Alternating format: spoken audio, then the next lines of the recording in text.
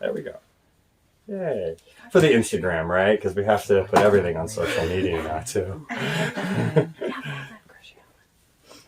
All right, so we'll go ahead and begin. And yeah, just to begin, to really think about why we're here and what we're here to accomplish. We all have this collective experience of life, and some of the issues that come up in it is it's universal, the issues that we experience. And so these practices that I'm going to be talking about have been used for a really long time for people to help work with those issues that we are all experiencing. Oftentimes we can feel like we're isolated in our experiences of the stresses of the world. So really this is a collective thing that's available to everybody. And coming together like this really gives us an opportunity to bond with each other. In the Buddhist tradition, it's called the Sangha. And the Sangha is the group of people that you meditate with. And when the Buddha was asked how important is Sangha for meditation and mindfulness, he said it is the entirety of meditation and mindfulness. You can't have it without it. So coming together like this is part of the practice as well. So to do just a little grounding meditation in a way to introduce what we're doing to those who've never done this before is with just no instructions. Just sit comfortably, and we're just going to kind of be present and to whatever arrives. You don't have to think like I'm going to meditate. Just sitting in this room with these people comfortably. You can close your eyes. You can keep them open. You can look around. This isn't a quote-unquote meditation. It's really just an arrival. Notice the sounds. You can see the colors.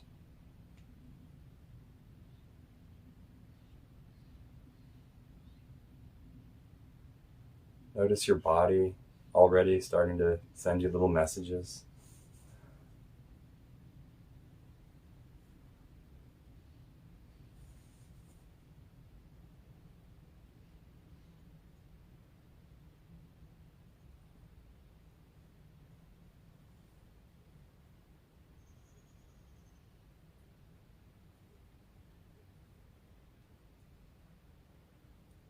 And if you found yourself thinking, drifting off, just gently bring yourself back to the arrival.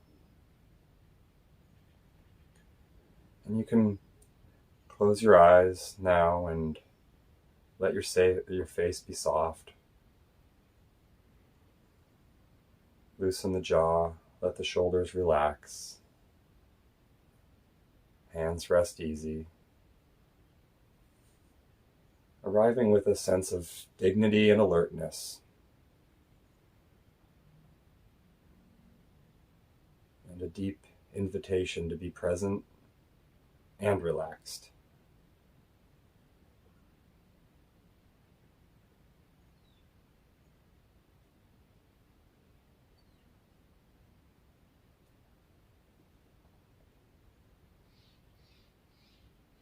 Notice any senses of smell.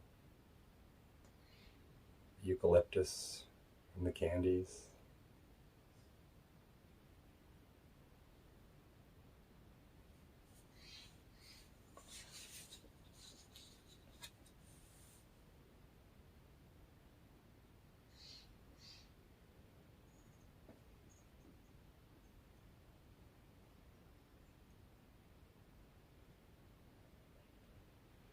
Notice the state of mind that's present now. Is there planning? Is there excitement? Relaxation? Doubting? Questioning? Worry? All of these experiences are totally normal.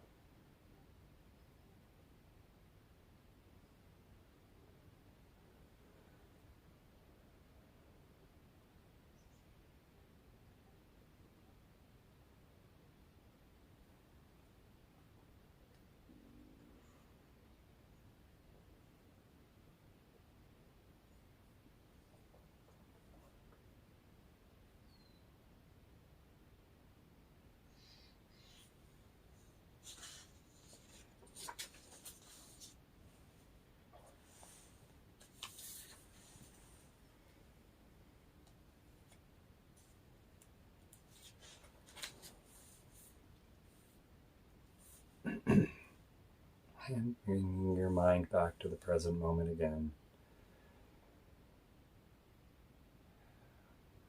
A couple of gentle breaths as we end this arrival.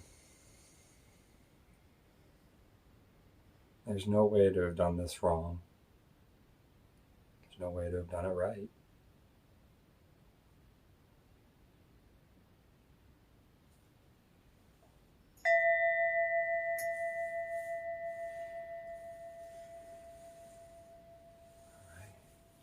My fancy new bell, purchased by my love.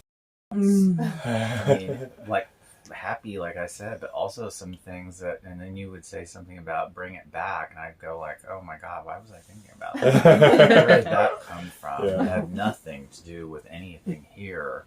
Yeah. So that's weird. It's kind of like our own personal Facebook stream. We just keep like this little video, this little post, and it's going on all the time. We don't even realize it, that it is constantly, pervasively there. And those thoughts, those feelings and emotions that are going on in our background have a dramatic effect on who we present ourselves as. And so that's really the key of it is tuning in to those, like, where did that story come from? Who was... It makes you really realize how often our mind is taken in a direction that we don't have control over, how our thoughts are sometimes controlling us rather than us controlling our thoughts. Absolutely. The quote is, thoughts are great servants, but terrible masters. They can really aid and abet us a lot in life, but man, they can really mess us up. I was thinking about what you were saying about everybody in the room and feeling that. Do you have your phone by chance with you? I do. Could you open it up to a video?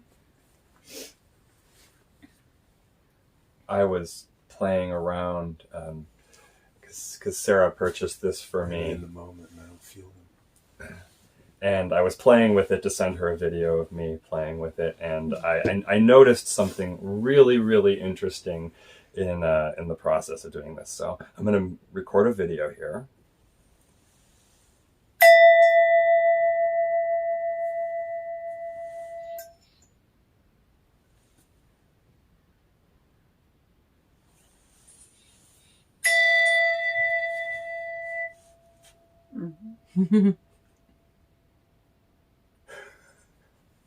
Do it again. So interesting. I'll do it again.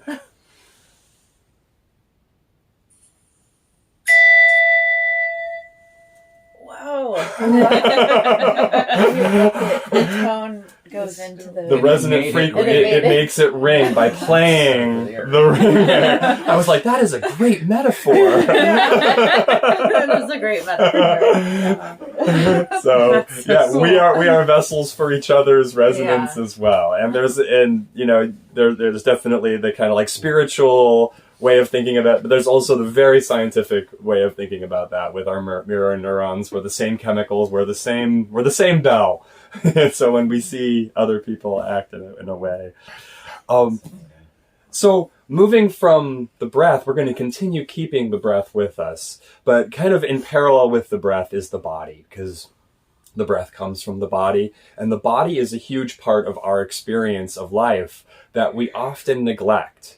We think of the body as the thing that takes the head from room to room, when really our bodies have their own thought processes, our bodies have emotions, our bodies have feelings, and it's rooted in that. And then our brain and our body have a relationship. I find that the more I've done body work and awareness, the more I've realized how much of the anxiety and suffering that I experience is rooted in the body and not in my mind. And I've always thought, oh, it's my mind, it's my mind, it's my mind. But it's really my mind reacting to my body, reacting to the situation. And so to really come in tune with the body can help us along with this practice, because so much is rooted in it. Our body is always connected to the present moment. It's our mind that thinks about the future. It's our mind that worries about the past. But our body is here in this present moment. So by tuning into the body, it also helps us tune into whatever is happening. Now, of course, as we age, our bodies get more and more tired. And so sometimes body work can also be very stressful because of issues that you might have, whether it's an old injury or, any kind, like if you have poison oak and you're meditating on the body, that can be really hard. And so, or any kind of just trauma you might have associated with your body, that might come up. So again, it's really important to understand, and I'll emphasize this over and over again, that you are in control of the situation. So maybe the body work is just not going well for you and it's triggering you in some way, but the breath was a breath of fresh air. You found that peace there. So maybe if you are having trouble with the body, you can focus back on the breath anchor at any time. All of these tools are available for you at any time. So show ourselves compassion in this. This is a great, body work is a great opportunity for self-compassion.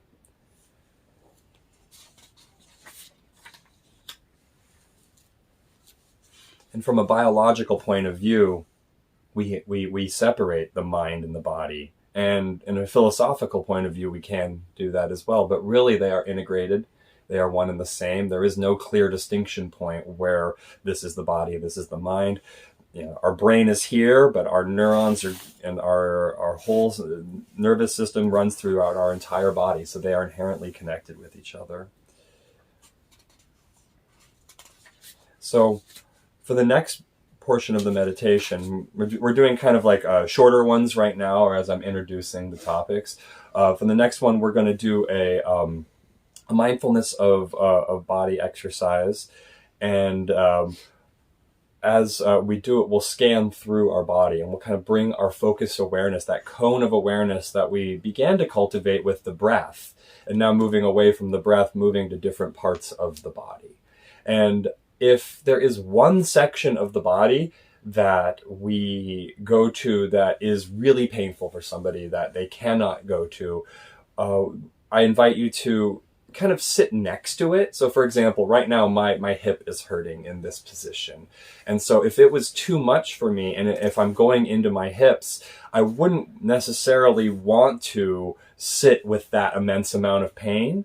I'd want to maybe sit just adjacent to it. Like, what is the spot next to the pain feel like?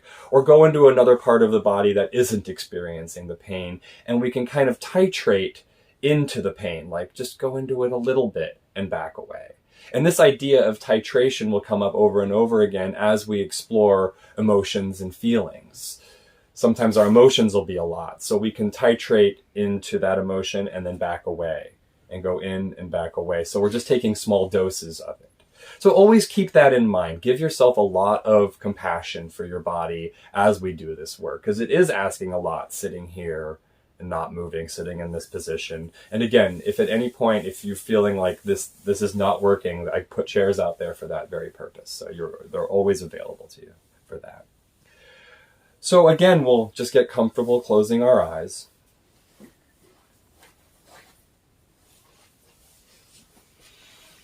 And we'll find that anchor point again, beginning with the breath, resting in this moment.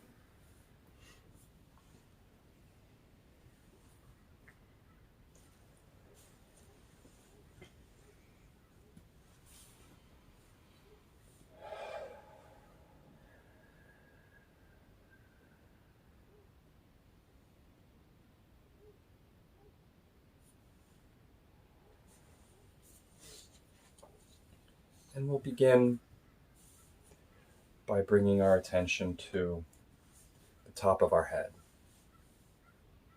where our hair and our scalp meet, a cone of awareness.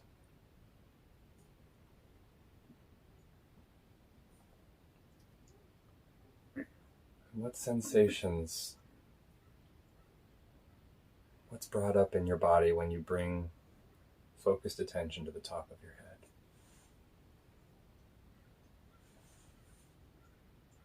Maybe you feel a tingling or a warmth.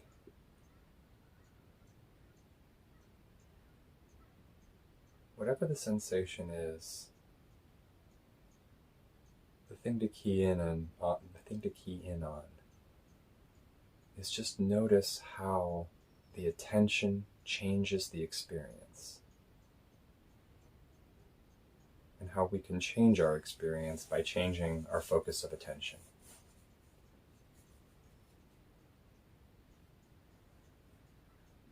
And you can move that cone of awareness down to the face and really feel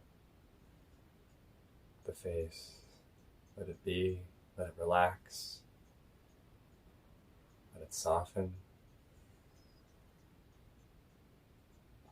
What does it feel like to have a face?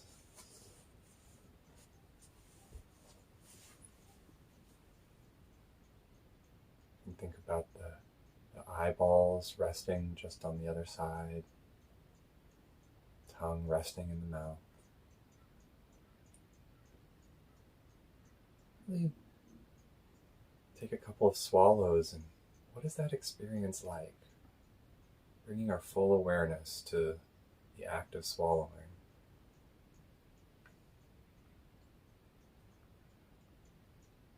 It might feel uncomfortable, it might feel refreshing. Whatever that experience is, just allow it.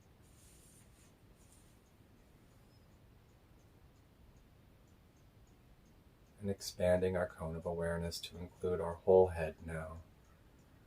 From the scalp, the face, the back of the head, where the spine meets the skull, between our ears.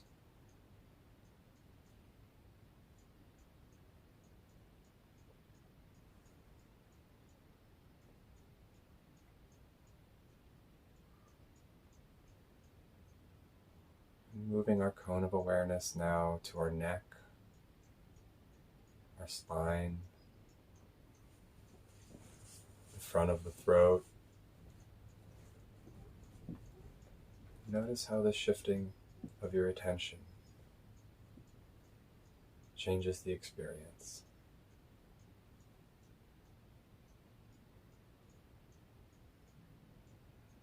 Into your shoulders. Carry so much stress in our shoulders, sitting in front of the computer. Just letting it all release.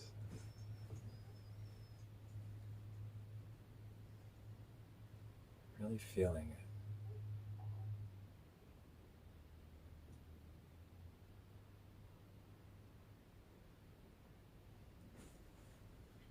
You can follow the shoulders down the arms.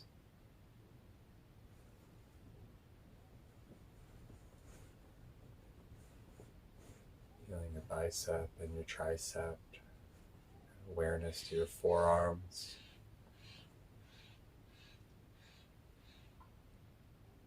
Bringing awareness into your hands, all the way to the fingernails.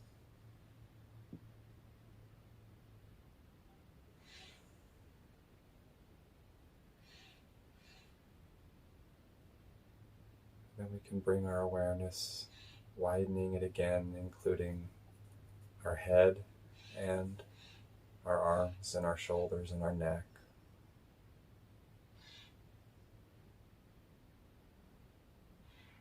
Just resting in that space.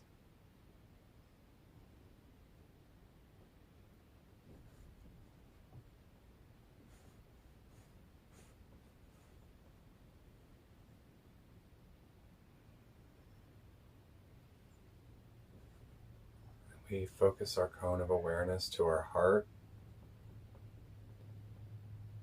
inside of our chest, the seat of so much of our emotions.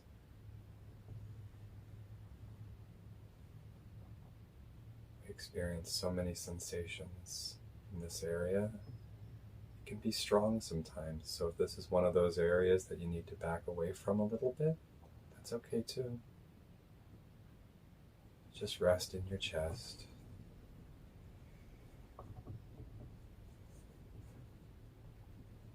And down into our stomach. How's our stomach feeling today? Maybe you have a tumultuous relationship with how it feels sometimes. Just check in with it. again, the stomach is another seat of our emotions and feelings.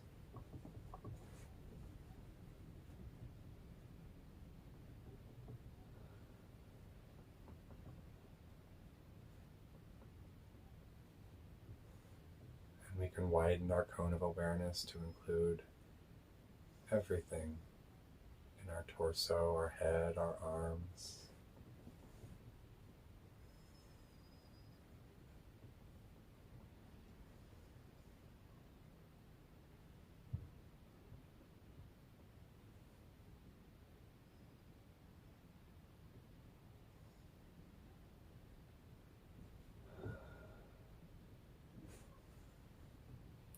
Now we'll focus our attention on the points of contact between your body and the floor. Feel the weight of your body just resting on the ground, on a cushion.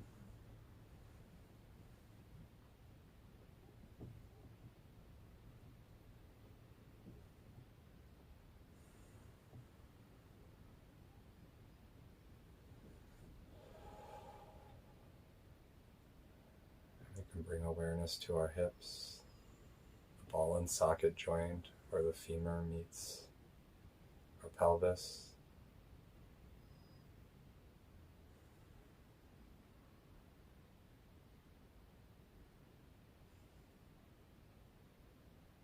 In our pelvis, there's a lot of sensations there as well.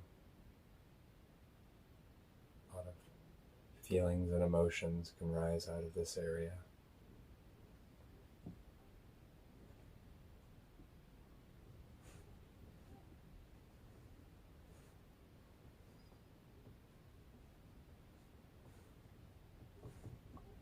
Feel our legs,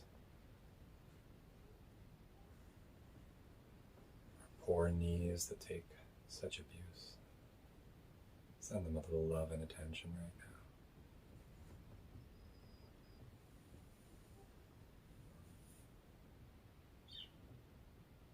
Into your calves. What does it feel like to have calves?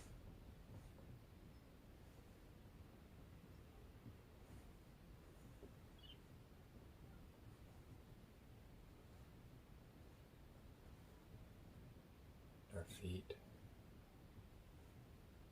top of the feet, bottoms of the feet, the toes.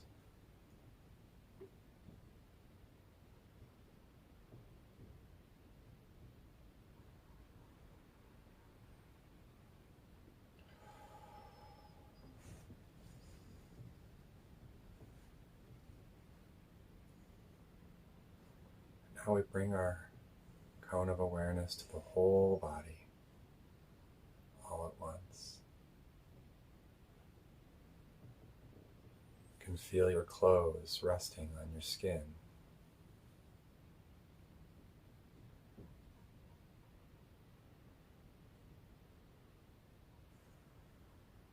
Feel the in and the out of the breath. And along with the body, try to bring in the breath anchor as well.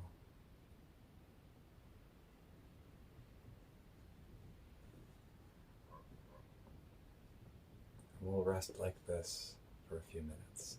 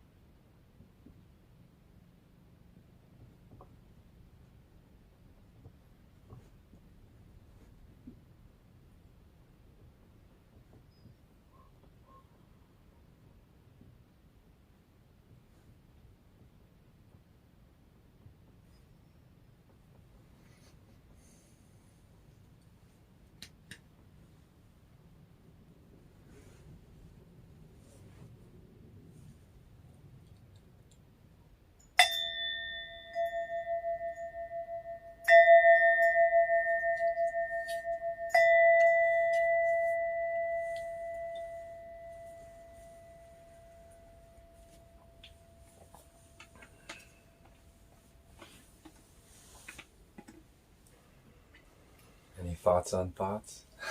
They were so random. So random. And sometimes it was, a complete thought, and sometimes it may have just been a word or... Mm-hmm. Mm-hmm. Yeah, but just as you're sitting there, kind of like that cat, like, oh, there it is. Oh, there it is. Just bringing awareness to that. Yeah. Sometimes they're whole stories, and sometimes your only thought is, I haven't had a thought in a while. Shoot!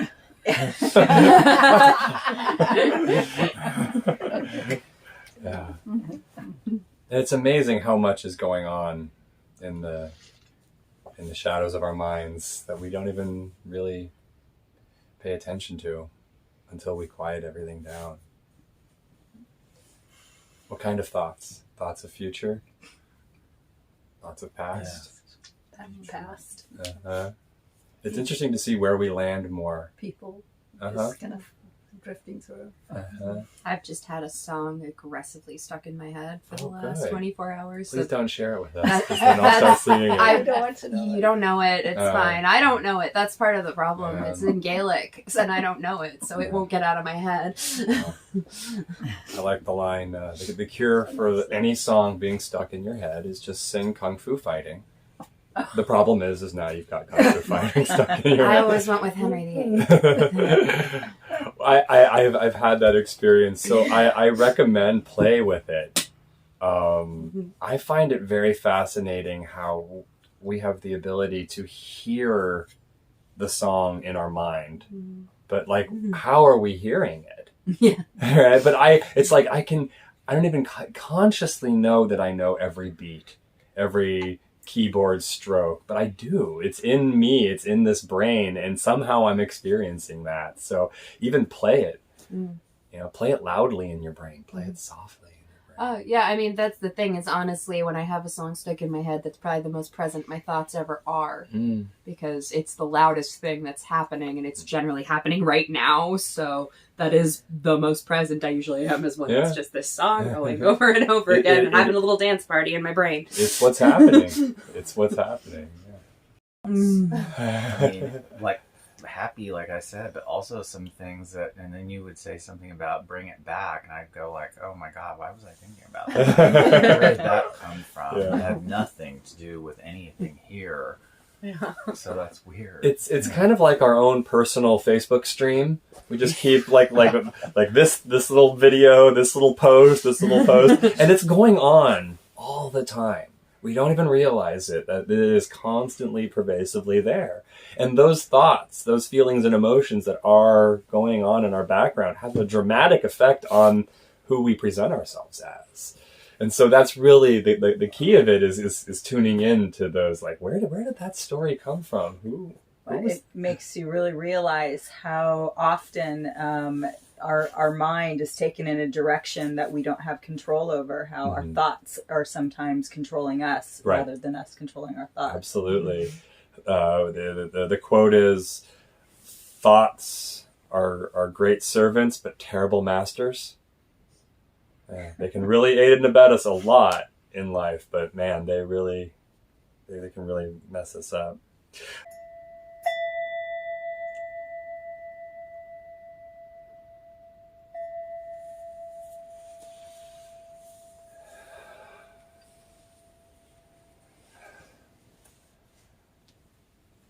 So, if anybody would care to just throw out like an experience, a sensation, anything that you would like to share that you had in that moment.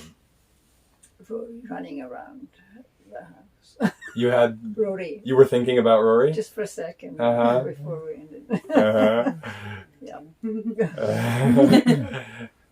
He ran from your brain to mine. He's in the house, I can tell you that. He ran away from me. And now he's back. I think just like, hearing the birds and things and being so like able to like hone in on that between the breathing and hearing that, it just got this feeling of happiness. So interesting. Yeah. Without having this other stuff, going on. So interesting. Yeah. So you were really able to just key into the moment and feel the sense of relief. Yeah. Yeah. And I think it's just because everybody's kind of in the same, or you can sense everybody's in the same space or similar space at the moment. I think that's part of it. Yeah, absolutely. That's part of that Sangha. And in neuroscience, they call it mirror neurons. So when we see other people that have hurt themselves, that part of our brain lights up. You know, we experience that empathy. Another term that they have for it is collective effervescence. When you're at a sports event or at a church event and everybody is screaming hallelujah for whatever it is, you feel that collective effervescence. Yeah. And maybe, you know, it's wonderful that you had the experience that felt good, but somebody might have had an experience where it's like, oh, it's painful. It's my mind is so loud, and that's right too, because we're just opening ourselves up to whatever the experience is, and sometimes it will be this just glorious, spacious, quiet peace and happiness, and sometimes it'll be just absolute turmoil, and our minds are very much like, this is the right thing, the happiness and the peacefulness, and this is the wrong thing, and so this is doing meditation right, and this is doing meditation wrong, and really it's right and right. Because it's whatever that experience is that comes up for you. Anybody else have any other sensations they want to share, or we don't have to? I felt a lot of relaxation with each breath. I could feel some of the stress and anxiety releasing from my shoulders. I was really kind of focusing on posture, and I would kind of drift in and out of being very present in my body and being kind of disassociated a little bit.